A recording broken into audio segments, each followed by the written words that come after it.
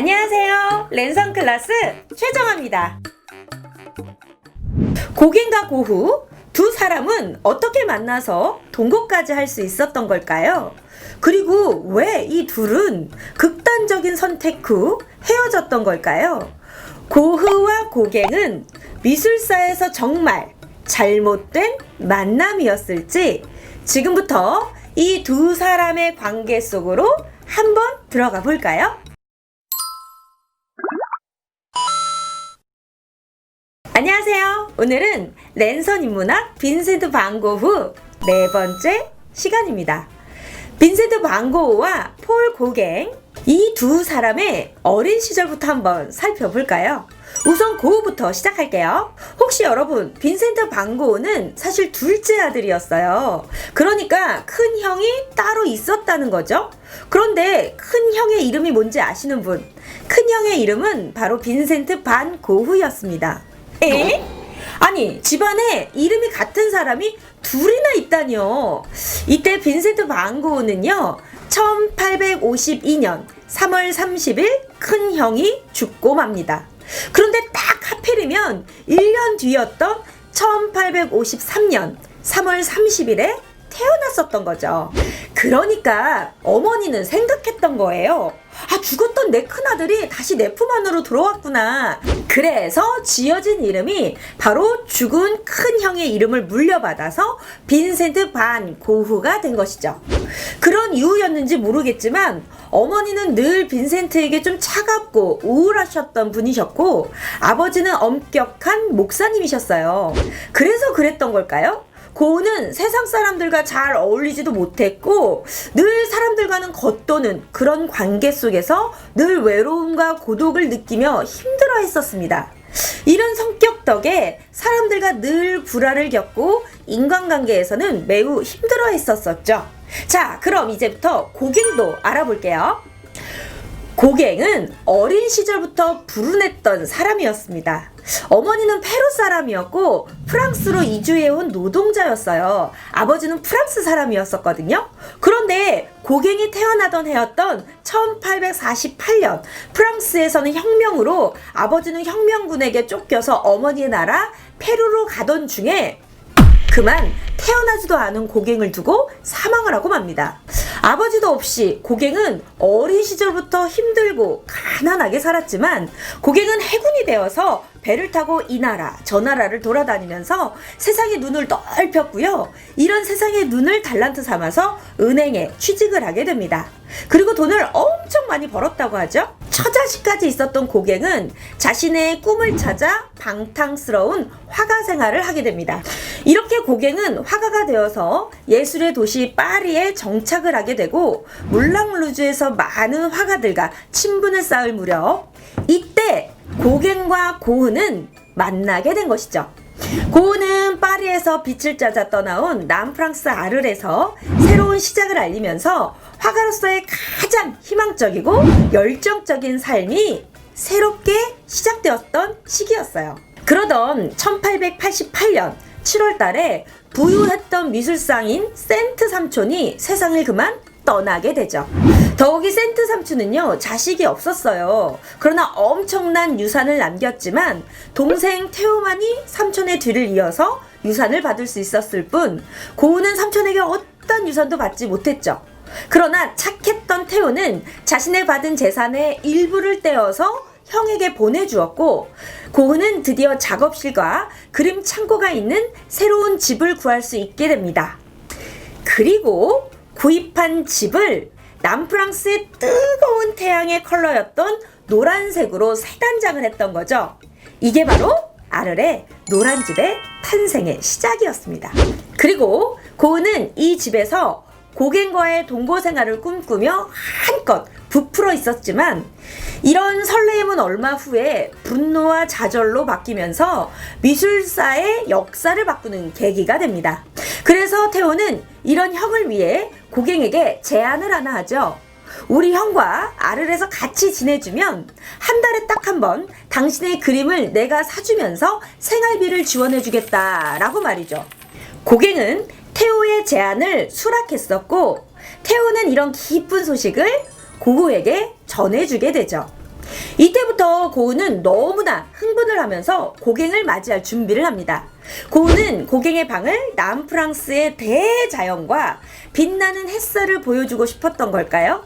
고갱의 방을 온통 노란 해바라기로 방 안 가득 채우게 되죠.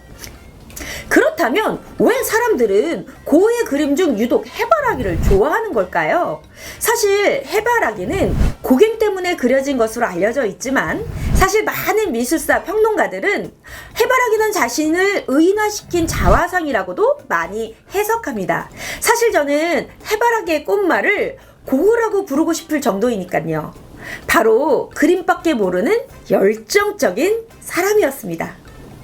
그리고 고은은 동생 테오에게 편지로 고갱이 머물 방은 비록 작은 방이지만 해바라기로 가득 꾸밀 거라고 자랑까지 하게 됩니다.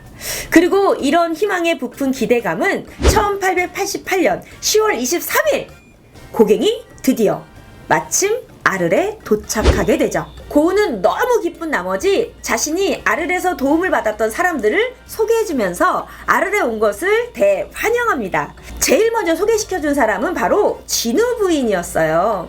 진우 부인은 고흐가 낯선 아르레에서 정착할 수 있도록 도와준 노란 집 아래층에서 자리한 술집 주인이었습니다. 고흐가 고갱에게 제안을 하나 합니다. 내가 진우 부인 그려줄 건데 어때? 같이 한번 그려볼래? 고갱은 고흐의 제안을 받아들이면서 진우 부인을 그리게 됩니다. 그리고 고흐는 비록 술집 마담이기는 하지만 늘 다정다감하게 자신을 도와주는 어머니 같은 그런 분이시니까 고상한 분위기에 책을 옆에 두고 장갑을 벗어둔 뒤 기부인의 모습으로 그림을 그렸지만 고갱은 담배 연기 자욱한 공간에 사람들을 유혹하듯이 그림 속에 넣어둔 것에 훨씬 더 기분이 나빴을지 모릅니다. 사실 고갱의 그림 속 진우 부인 뒷 배경을 보면은요, 자신이 친하게 지내는 우체부 롤랭과 매춘부들이 있죠. 마치 고흐가 같이 어울리는 사람들을 비웃는 듯 말이죠. 이렇게 고흐와 고갱의 시작은 보는 시각부터 어긋난 잘못된 만남이었어요. 사실 고갱은 아르레 내려오는 처음부터 불만을 가지고 있었던 사람처럼 늘 묵뚝뚝하고 거만하게 행동하면서 고흐의 그림을 맹비난하기 시작합니다. 그러나 이런 맹비난 속에서도 서로 버텨낼 수는 없었을 거예요. 사실 여러분, 우리가 사람 관계에서요, 갈등이라는 게 생기잖아요. 그런데 이런 갈등은요, 주로 본인 스스로가 만드는 경우가 상당히 많습니다. 예를 한번 들어볼까요? 만약 내가 철수가 너무 싫어. 그러면서 이렇게 말을 하게 되는 거예요. 야, 도대체 철수 왜 저러는 거야? 나 진짜 싫더라? 라고 말을 하는 그 순간 왠지 그 철수가 미워지기도 하잖아요. 그래서 갈등은요, 90% 이상이 본인 스스로가 만든다고 하죠. 그런데 고갱은요, 이미 아르를 도착할 때부터 이런 본인 스스로의 갈등을 마음속으로 만들어냈을지도 모르겠습니다. 마치 고갱의 입장에서는요, 고흐에게 내려온 것은 어쩔 수 없이 돈 때문에 내려왔던 것일 뿐이고, 또 하나 잘 나가는 화상인 동생 잘 만나서 돈 걱정 없이 그림만 그리는 고흐, 너가 나를 어찌 알아? 뭐 이런 마음이 아니었을까요? 그러다 보니까 마음속에는 불만을 품고 있었고요. 그런 고갱은 고흐의 행동 하나하나, 말하는 것 하나하나가 마음에 들지 않았던 것이죠. 이렇게 서로 불만과 갈등이 서로 참으면서 그래도 뭔가를 해보려고 했지만 점점 사이가 멀어지게 되고 고흐는 그림을 하나 그리게 됩니다. 그 그림은 바로 고흐의 의자와 고갱의 의자였죠. 지금 보이는 허름한 의자는 고흐 자신을 그리면서 그 위에는 담배 파이프 하나를 탁 놓아놓죠. 자신은 늘 한심하고 나약한 존재로 말을 하듯이 말이죠. 그런데 고갱의 의자는요, 페르시안 카펫에 의자는 꽤나 고급스럽습니다. 그리고 의자 위에 지식인을 상징하는 현대서적과 함께 미래를 밝혀줄 촛불 하나를 키워놓게 되죠. 그리고 이름을 고갱의 의자라고 불렀습니다. 그런데요, 저 그림을 나란히 놓고 보면 이런 느낌 안 드세요? 고흐는 저 위자위에 손을 가지런히 올려놓고 공손히 있는 듯한 그런 느낌이 들잖아요. 그런데 고갱의 의자는요, 팔걸이에 딱 손을 올려놓고 다리 한쪽 딱 꼬면서요. 마치 거만해 보이는 고갱. 그리고 여러분 상상해보세요. 지금 우리는 불안한 관계지만 그래도 서로 앉아있는 모습을 상상하면 마주보고 있잖아요. 그런데 고우와 고갱이 사소한 말다툼을 하게 되고 고갱의 의자를 서로 바꿔놓게 됩니다. 그럼 서로 등을 흠 하고 돌리는 그런 느낌인 거잖아요. 바로 결별을 뜻하듯이 말이죠. 고우는 정말 큰 상처를 받지 않았을까요?